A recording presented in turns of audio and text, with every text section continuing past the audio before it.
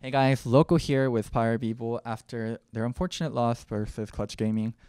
PowerofEvil, CLG was on the upswing. You guys were doing great. You guys were getting ready for playoffs. And then suddenly, you guys subbed out Wiggly and Stixay for Moon and Auto. And you guys went 0-2 this weekend. So there must be a lot of criticism going towards why did CLG sub out their best, or why don't they play their best lineup? So yeah, I kind of want to get a viewpoint from someone on the inside. Well, I think there was already critique before. Like, I think we played the first game because it's like obviously like playing I would say rookie instead of like a veteran is always like really like for a lot of people upsetting, or like people are like, does that make sense? I think like I can't go too much into detail or like what the reasons were. I think the coaching staff knows like more about that. Like, but I would say it was about like scrim results, and it was about just growing as a team better together, and maybe just as well, um, maybe as well like potential in the players. So the coaching staff, yeah, decided for that, and I think they have like maybe more insight than me. So I don't want to say anything wrong, because if I say something, then it's like that's also not the reason. It's just like yeah. When you say potential, it's going to drive CLG fans nuts. I'm not sure if you know the NA meme, but CLG always talked about potential, and then they didn't do well. So whenever anyone in CLG says potential, like the CLG fans go crazy. Good or what? Okay. Um, well, a lot of players talk about it, but you clearly know when a player has potential or not, and um, I think the coaching staff just believed that this was the right choice, and we I think did pretty good in scrims, had good results. Not entirely sure why the stage games went so poorly. I think just a lot of laning mistakes and just people dying, and yeah, we couldn't even really get to play the game because we just lost before like the game starts, you know. I mean, today's game was a disaster on its own, but if we talk about yesterday, I actually thought you guys should have won at the point where the Rise is split pushing onto Kennen, and Golden Guardians are about to start Baron, and you just teleport people towards the Rise and have two people stop them at Baron. That's such a, I wouldn't say a common play, that's a play that a lot of pro players know how to do, and it's like a checkmate endgame play. What happened? Why didn't you guys do that play? Honestly, there was like 5 or 6 plays we could have done to just win the game, and like all of them are like no risk, and we would have just won. Like one of them is just crew best 5-man Baron because we already outscaled them. They can't team fight against us. Or we could have even prepared like Tam Kench being in the bot side jungle, ulting into the base with double TP or like triple TP. So like we could have done a lot of stuff. We're winning the 1v1 in the split push as well. Like the Ken wouldn't be able to hold me at the Nexus turrets. And I think so like in the game I didn't see how the 4v4 went. But actually like rewatching it, we are winning the 4v4 too. Oh my god. And it's just I think people really panicked in that situation, and people really just did wrong decisions, split seconds decisions, and I would say like out of like 5 or 6 winning situations, we chose pretty much the only one that we're losing, and it was obviously really sad for all of us. I think the game was really won, and we just lost it for free.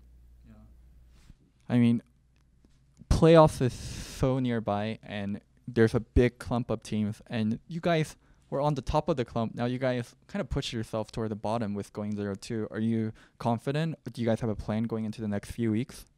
Obviously, we just need to talk about what happened this week, what we can do for the next weeks.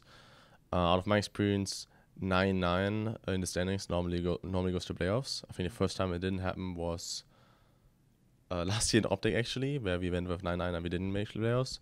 But normally, like all the years before that, like if you're 9-9 in the standings, you normally make 6 plays. So we are 5-9 right now. We need to win most likely the next 4 games in a row, and I think we're just gonna do everything in our power to do that, and that's pretty much it. Like we just need to like try as hard as we can. Do you get frustrated at all by the coaching staff's decision regarding who they're playing? I know you guys have a lot of respect towards the coaching staff, and I'm not trying to get you guys to, I guess, trash on your staff, but the fact that you guys swapped out members before a very, very critical point in terms of a playoff push must be frustrating towards the players.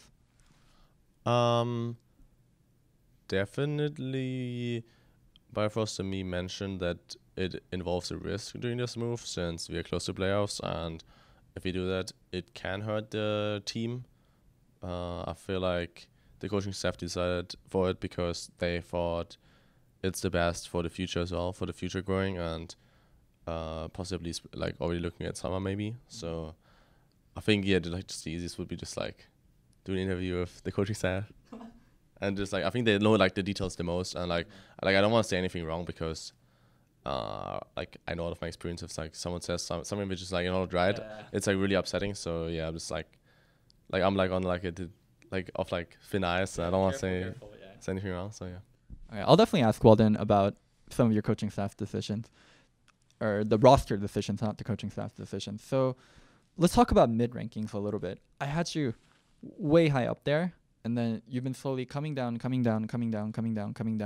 What happened with this split in terms of your performance? And like personally for you, do you think I had a great split throughout? Like where do you view your performance going up and down, or was it steady for you?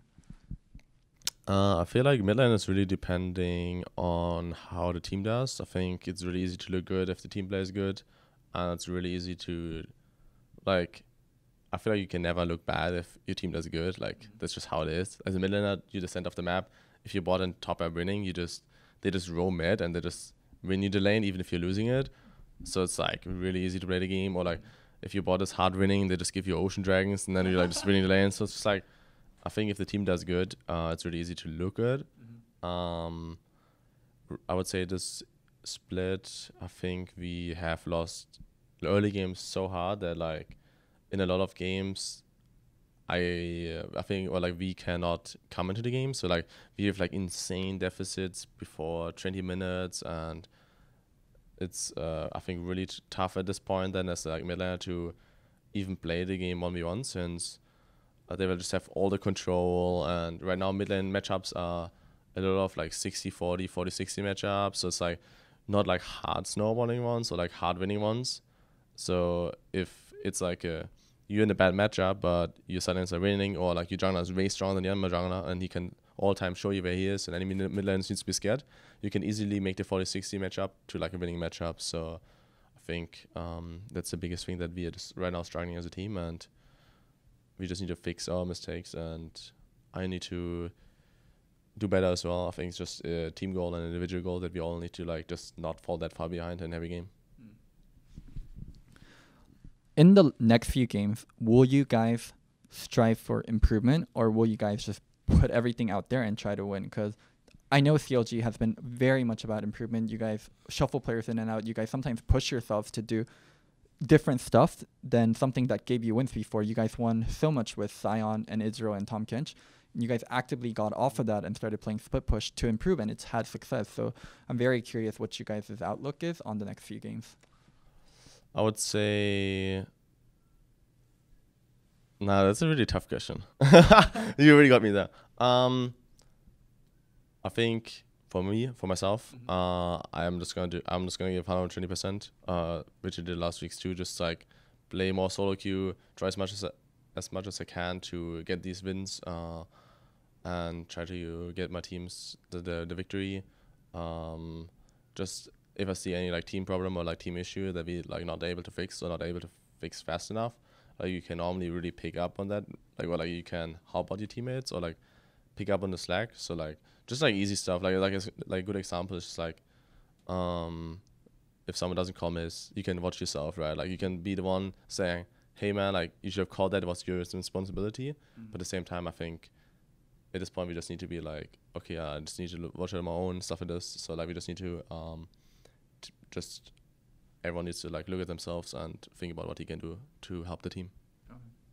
Any final words for PowerofEvil fans, CLG fans?